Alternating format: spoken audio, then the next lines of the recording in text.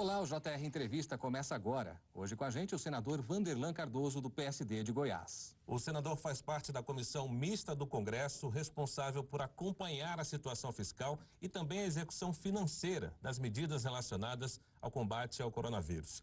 Senador, muito obrigado pela presença aqui no JR Entrevista. Eu queria começar perguntando para o senhor sobre essas fraudes nos pedidos de auxílio emergencial e também na compra de equipamentos por estados e alguns municípios. Como é que o senhor vê essa questão das fraudes?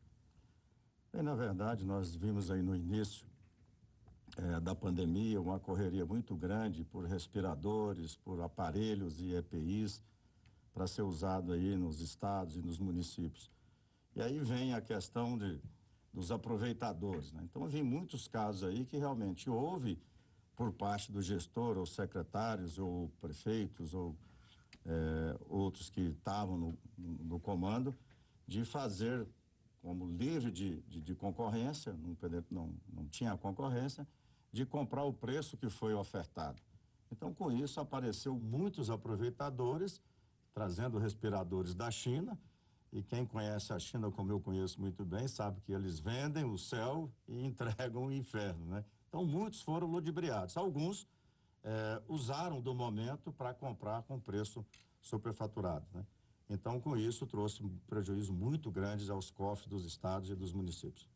O senhor está falando sobre a questão de superfaturamento e até antes de iniciar a gravação falamos sobre o preço de produção de um face shield como esse.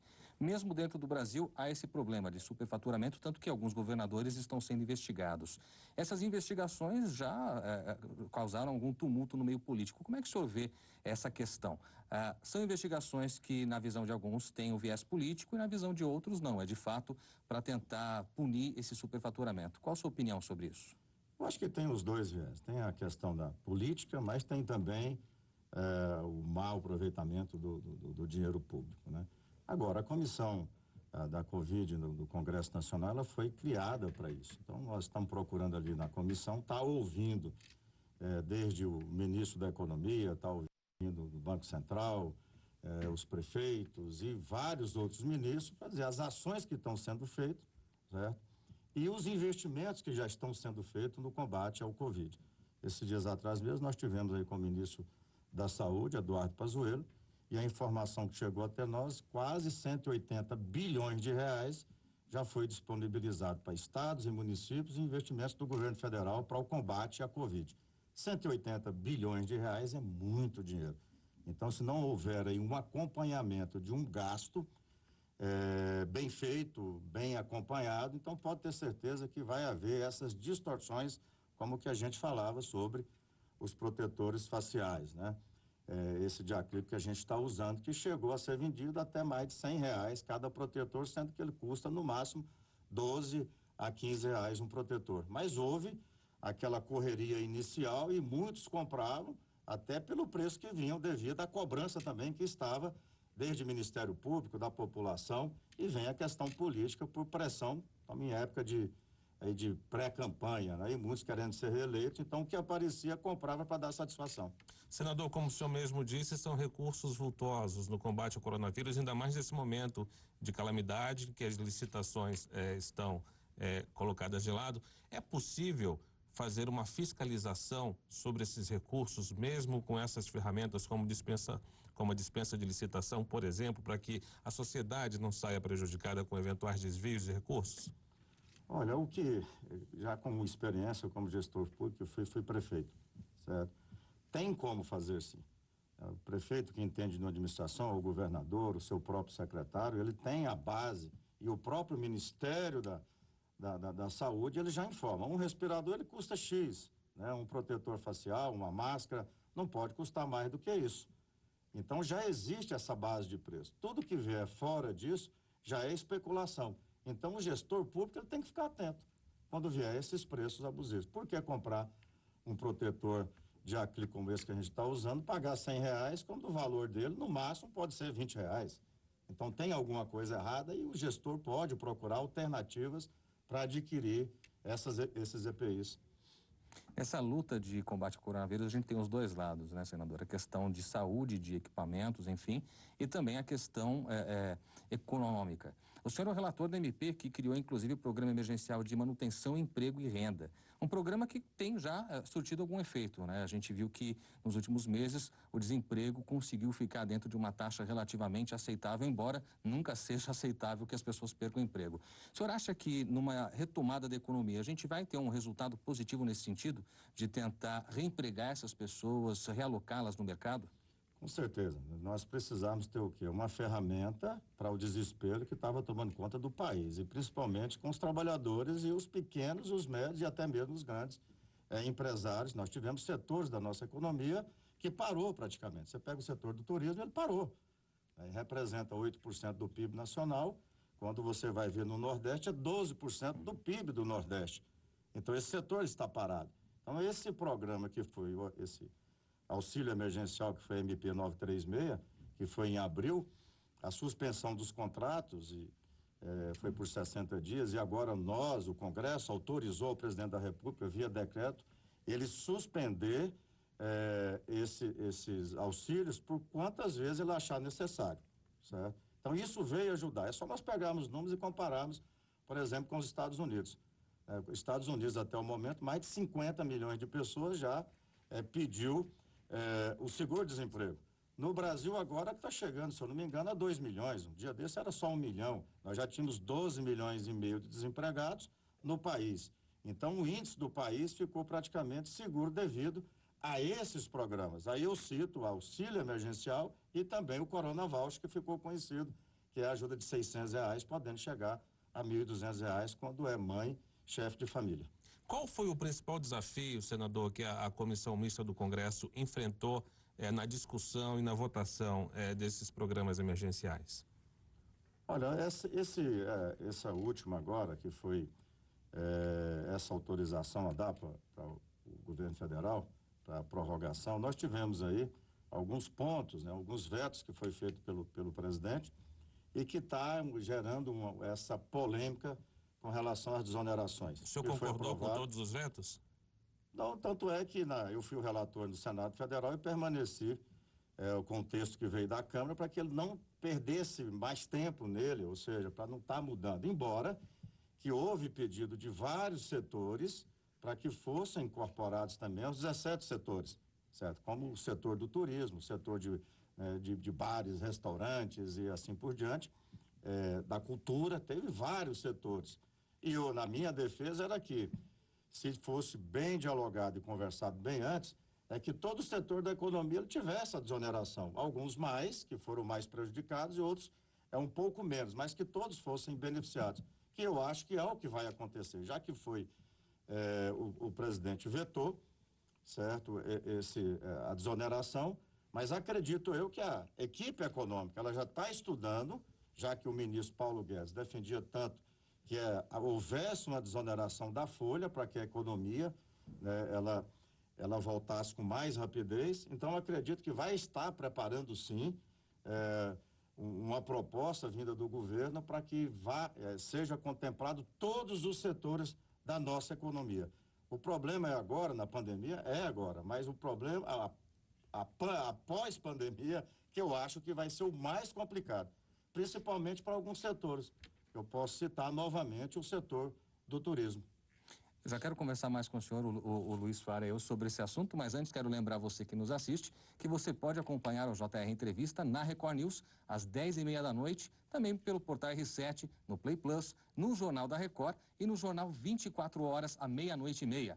Claro, também nas nossas redes sociais. Agora, senador, o senhor falou sobre essa questão de ampliar para as outros segmentos, mas aí sempre há aquele temor de que o governo venha com uma contrapartida. Já se fala, ontem, por exemplo, a senadora Simone Tebet, presidente da CCJ do Senado, falou que há aí o risco de uma eventual contrapartida por meio da criação de imposto, como era a CPMF. E aí é um problema, porque a gente sabe que o Congresso não se mostra muito disposto a aprovar um imposto novo, né? E aí, como é que fica essa situação? Eu acho que o governo precisa dizer, primeiramente, o que ele quer, né, qual que é a contrapartida para que seja desonerado todos os setores, já que é uma proposta que eles defendiam. Que proposta que é? Se é uma recriação de uma CPMF, que moldes que seria? Qual que é o custo que teria a desoneração de toda a folha de pagamento de todos os setores. Qual que é esse custo? Hoje ninguém tem, porque ainda não foi feito um estudo por setores. Se você pegar os 17 setores, nós temos aí de 1% a 4,5%, certo? Mas a alíquota patronal hoje é 20%. Determinado setor que sair de 20 para 10 já é uma desoneração considerável. E tem setor que permanece com 1%, ou talvez até ser zerado, alguns que estão sendo mais prejudicados por um certo período. Então precisa ser o governo, ser claro, com o Congresso Nacional, chegar e dizer, olha, nós queremos isso aqui, o custo disso para a nação é X, é suportável. Aí o Congresso vai analisar, a sociedade vai analisar, e o custo da desoneração é X, porque ninguém, a não ser o governo federal, só ele que pode, ou emitir moedas, certo? Estado e município não pode, empresário não pode, o trabalhador não pode, é o governo federal. Quem pode lançar a mão e pegar parte das nossas reservas para investir nesse momento difícil é o governo federal, que é uma das defesas que muitos colegas ali no Senado fazem. Nossas reservas estão gerando emprego e renda onde? Nos Estados Unidos. Tanto é que que o nosso recurso está lá. 80% está em letra de tesouro americano. Então, está gerando emprego e renda nos Estados Unidos. Estados Unidos, o mês passado, se eu não me engano, foi quase 5 milhões de novos postos de trabalho que foi gerado em plena pandemia. Então, esses são os nossos recursos. A minha defesa foi aqui no Senado Federal, desde que cheguei. Vamos pegar parte dessas reservas para investimento. Não para pagar juros, para pagar remuneração de banco, nem para pagar a principal da nossa dívida, mas para investimentos. E o momento é agora. Nós podemos usar parte desses recursos também para as desonerações, que a desoneração, você tendo ela, a empresa vai manter o funcionário, vai comprar mais máquinas, vai estar investindo na economia, trabalhador que vai comprar, gera imposto, gera renda para o país. Então, tudo que é vendido no nosso país, desde o cafezinho, o pão, o leite, o biscoito, tem imposto embutido nesses produtos e o governo está arrecadando.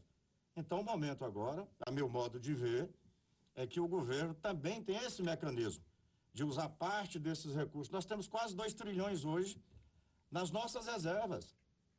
Já que o dólar subiu tanto, aproveitar o momento, vamos usar parte desses recursos para um momento tão difícil como esse. Reserva é para os momentos maus.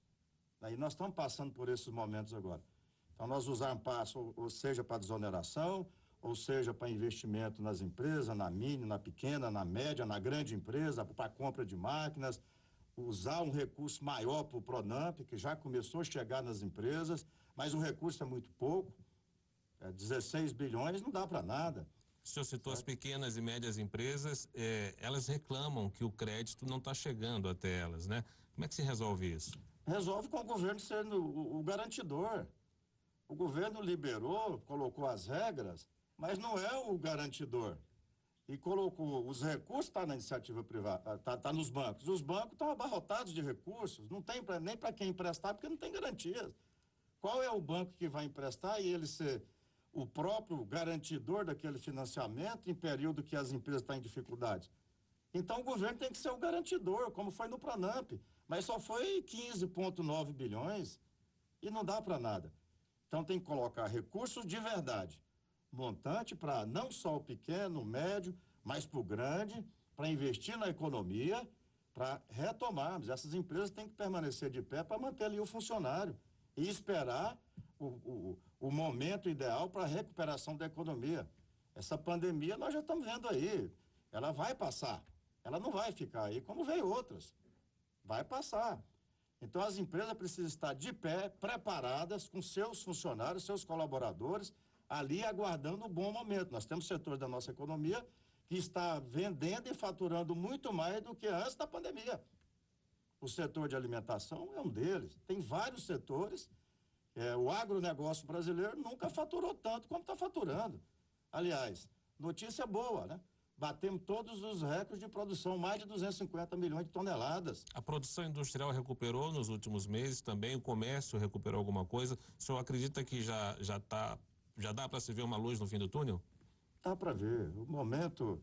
É porque, às vezes, o que aconteceu aí, se nós formos observar no início, colocou-se tanto pânico na população brasileira, que o povo ficou tudo desesperado, sem saber o que faz, né? Olha, igual está em Goiás. Goiás fecha hoje, abre amanhã, não, agora vai fechar de novo, não sei o quê, o pessoal prepara, vai lá, compra matéria-prima, compra estoque. Ah, não, agora amanhã não vai abrir mais. Então o pessoal fica sem saber o que fazer. Vai para casa, não vai para casa, agora está descobrindo que as pessoas que foram para casa estão todas praticamente contaminadas, entendeu? Então é uma doença nova, nós estamos aprendendo, inclusive a tomar remédios que ninguém conhecia, né? Então é uma doença nova, mas vai recuperar sim. Olha, eu já passei por muitos planos. Eu só tenho 57 anos de idade, mas nesses 57 anos de idade, como eu comecei muito cedo, foi o plano Sarney, confisco de poupança, vem inflação de 80%, e todas essas crises nós tiramos aí lições.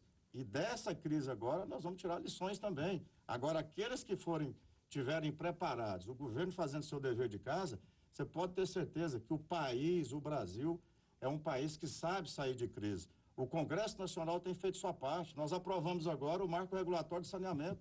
Se nós formos pegar os investimentos para os próximos 13 anos, vai chegar aí próximo de R$1 trilhão. Nós temos um ministro da Infraestrutura que está aí, né, trabalhando duro para fazer as privatizações, as concessões, para gerar emprego e renda nesse país. Ministro Tarcísio. Ministro Tarcísio. Nós temos um ministro da Saúde que agora começou, apesar de ser muito calado, né? Eu acho que é uma virtude dele, ser calado, mas está agindo. Está pegando agora os respiradores e entregando direto para os municípios. General Pazuello. Atender o Pazuello, Eduardo Pazuello. Então nós estamos vendo ações em muitos órgãos do governo, ações concretas, e o governo não tem faltado com os recursos. Agora, cada ponto que é colocado, cada dificuldade que chega, tanto o Congresso, que leva as discussões, algumas mais acaloradas do que as outras, mas as coisas estão sendo resolvidas muito mais rápido do que em país desenvolvido.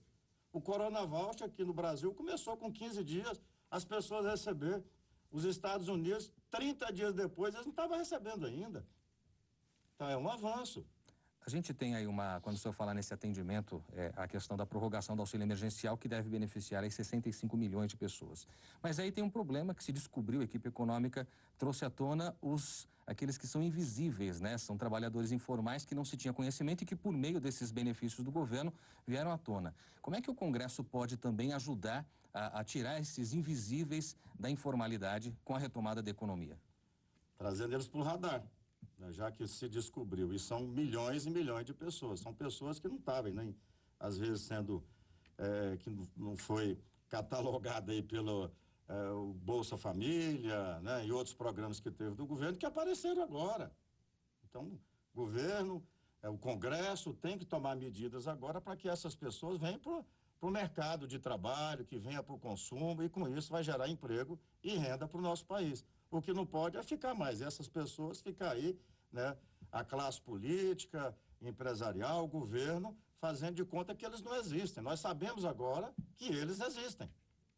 Os trabalhadores intermitentes, chamados de intermitentes, cozinheiros, garçons, ajudantes de pedreiro, esses estão protegidos, senador, de fato, por essas medidas que visam a diminuir os efeitos do coronavírus por conta nessa legislação? Sim, e eu tenho um prazer de ter sido o autor dessa emenda, né, dos intermitentes, não ter ficado de fora, certo? Então, sim, estão protegidos, garçons, cozinheiras, são muitos dos profissionais que estavam fora. Então, apesar de haver uma discussão que essa categoria ela foi criada na mini-reforma do ex-presidente Michel Temer, dos intermitentes, então estava muito sem saber quem são os intermitentes.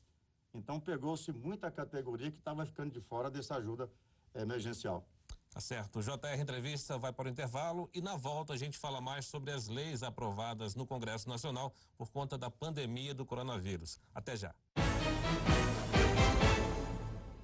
De volta com o JR Entrevista, a gente recebe hoje o senador Vanderlan Cardoso, do PSD de Goiás. Senador, no bloco anterior o senhor falou algo muito interessante sobre o abre e fecha de comércio, de um modo geral isso tem deixado as pessoas confusas e na verdade a gente está num momento em que não chegamos ainda ao platô e à descida do pico de contágios. O O senhor citou Goiás, mas em diversos estados os governadores têm de voltar atrás. Aqui no DF não foi diferente. O governador Ibanez Rocha precisou também determinar o fechamento de boa parte do comércio novamente. Como o senhor considera, vendo ali do Congresso, como representante de um dos estados da federação, que os governadores estão lidando com essa crise de saúde sanitária que nós estamos vivendo no país?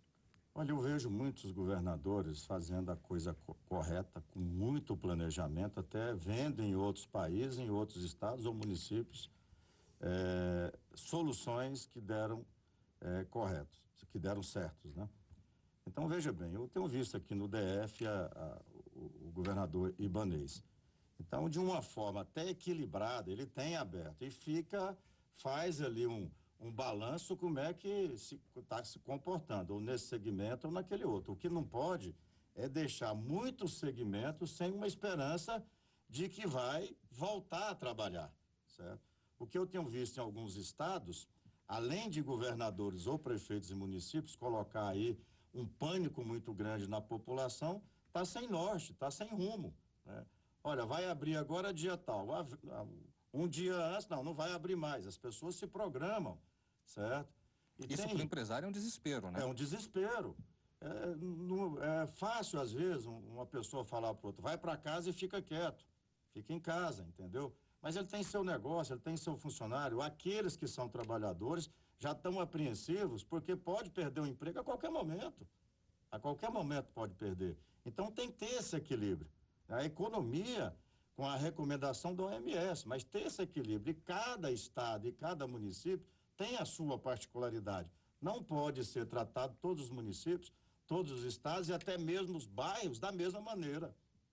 Nós tivemos aí no Amazonas, nós tivemos no Amapá, tivemos em Roraima um crescimento alto. Por quê? O vírus comportou de uma maneira lá. Lá é quente e úmido, né? Já o comportamento em São Paulo foi outro. Nós já tivemos Mato Grosso, que teve outro comportamento, e ali os governantes foram adaptando. O que não pode é ainda, já que a população está tão em pânico pelo que foi colocado no passado, é apavorar mais ainda.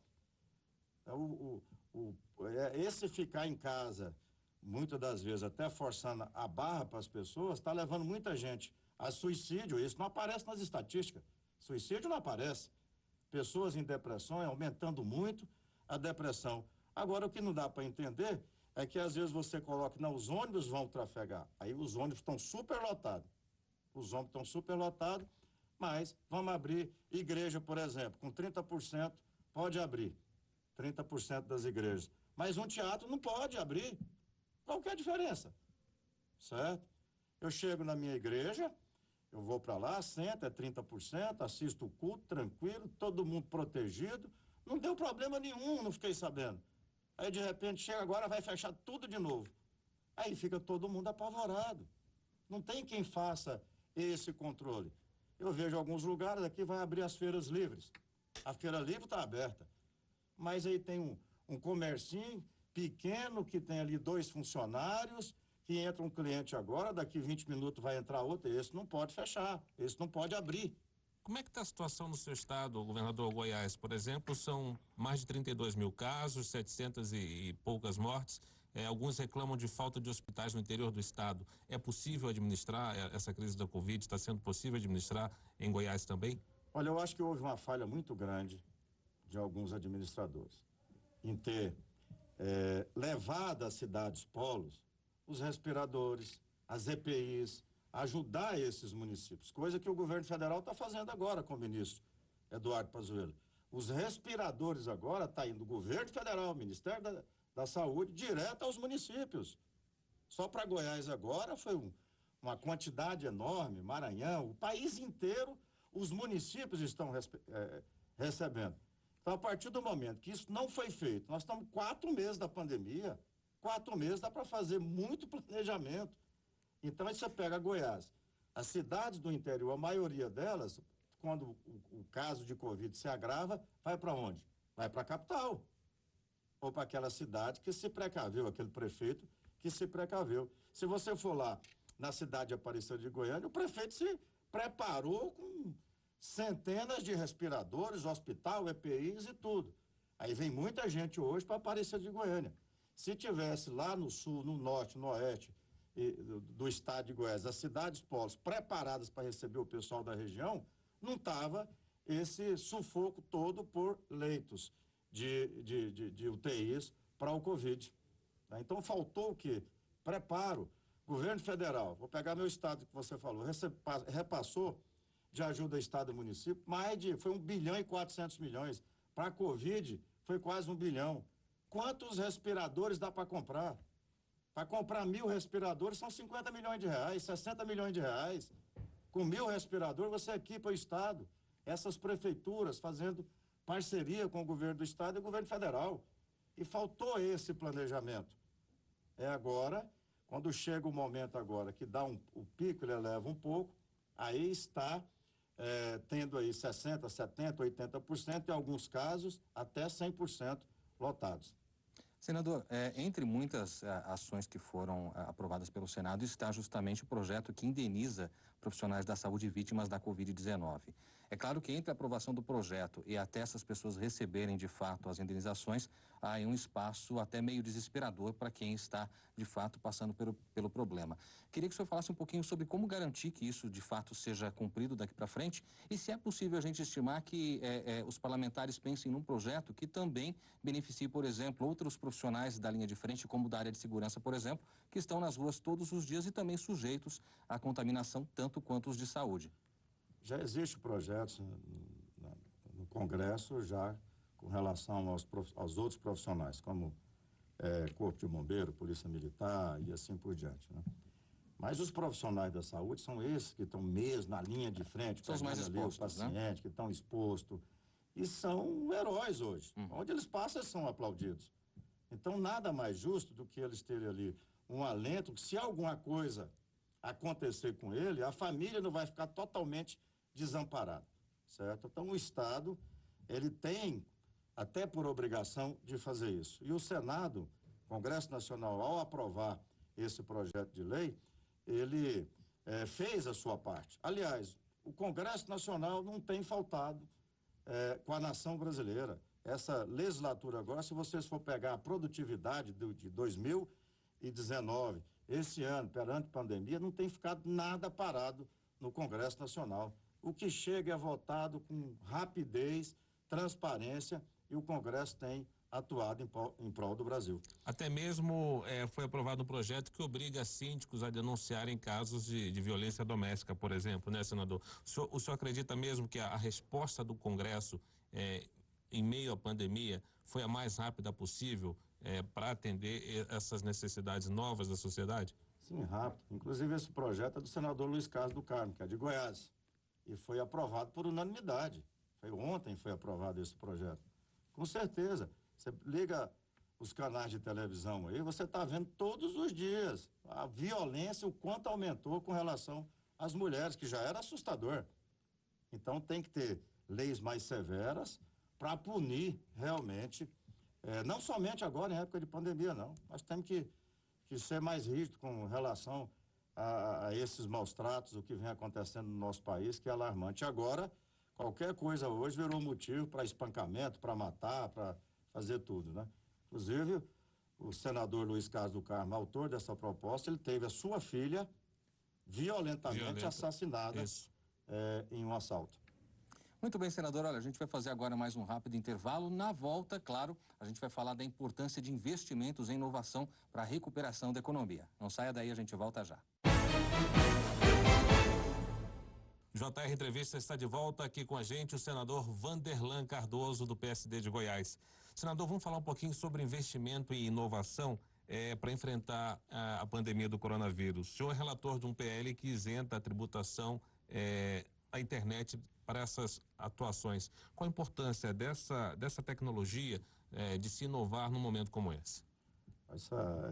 Da IoT, que é um projeto autoria do deputado Vitor Lippe, muito importante para o país, não é só para o momento de pandemia, porque a internet das coisas, a interligação aí do agronegócio, máquina comunicando com máquina, né? É a indústria, a saúde, tudo se interligando. Acontece que no Brasil as leis são muito arcaicas ainda, o custo é muito alto.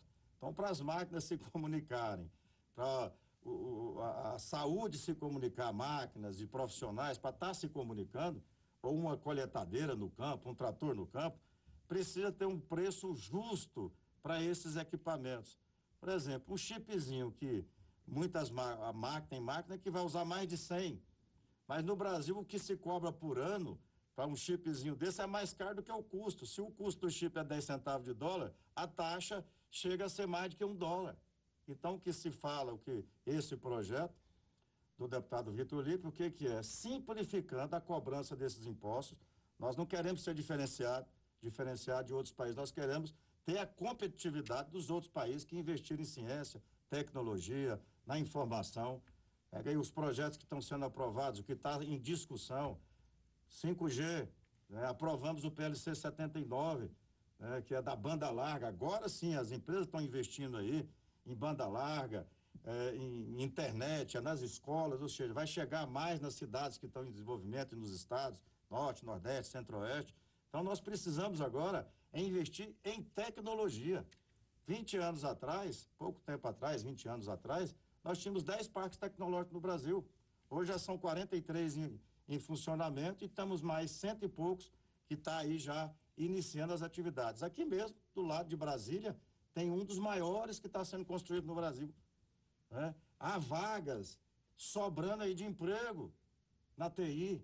Então, nós temos que agora investir como investiu a China, como investiu os outros países, como o país que vieram aí também no terceiro mundo, que estão investindo muito, como o Vietnã, que eu gosto de citar muito o Vietnã, que o Vietnã em 2018 passou o Brasil em exportação. Que está no momento auspicioso da economia. Então o momento é esse. Agora nós temos que investir, não é simplesmente, somos o país do agronegócio, mas pegar um celular hoje, você pega que nesse celular, ele tem aqui 20, 30 sacos de soja no celular, dependendo da tecnologia, até 50 sacos de soja, que dá 3 toneladas. Você pega um celular e está aqui. Então, quem está investindo nessas tecnologias, certo? Nós já temos o agronegócio, que está segurando a economia. Agora, essas tecnologias é o que nós temos que fazer, e o Brasil está acordando para isso, só que tem que desburocratizar, tem que ter leis mais brandas para os investidores, tanto daqui do nosso país, que tem muitos investidores aqui, como os que vêm de fora para poder investir no nosso país em tecnologia. Senador, infelizmente nosso tempo está chegando ao fim, mas acho que a gente não pode deixar de citar um pouquinho a sua trajetória como empresário bem-sucedido no ramo alimentício. Já foi prefeito de Senador Canedo, cidade do entorno ali de Goiânia, e é o primeiro mandato como senador, quer dizer, experiência legislativa na qual o senhor pode empregar todos os conhecimentos que teve tanto no campo político quanto empresarial. Quais os próximos passos? O senhor pretende, por exemplo, disputar o governo de Goiás? Olha, eu já disputei o governo de Goiás 2 vezes. Se eu disser para você que eu não tenho um sonho um dia de ser governador do estado, ou até mesmo de administrar a nossa capital Goiânia, que já fui candidato uma vez, eu estaria mentindo. Então tem. Agora, aqui no Senado Federal, nós estamos sendo muito produtivos. Estou ajudando o nosso país, estou ajudando o meu estado de Goiás, ou com emendas, ou com projetos. Então, o futuro a Deus pertence. Às vezes a gente faz um projeto, um plano, Deus chega e fala, não, aqui quem manda sou eu. Né? Então, ele é que sabe todas as coisas, ele que vai definir, sempre foi assim na minha vida. Então, a pretensão tem. Agora, quem vai definir, se for da vontade dele, ele abre portas e vai organizando e a gente, um dia, vai chegar a governar o nosso estado de Goiás. Tá certo, senador. Muito obrigado pela entrevista. Eu que agradeço. Obrigado. Muito bem, olha, o JR Entrevista fica por aqui. Lembrando que você pode assistir ao JR Entrevista na Record News às 10h30 da noite. Também pelo portal R7, no Play Plus, no Jornal da Record, ainda no Jornal 24 horas, à 00h30 e, claro, sempre por meio das nossas redes sociais. Nós agradecemos mais uma vez ao senador Vanderlan Cardoso pela entrevista e agradecemos também a sua audiência. Até o próximo JR Entrevista.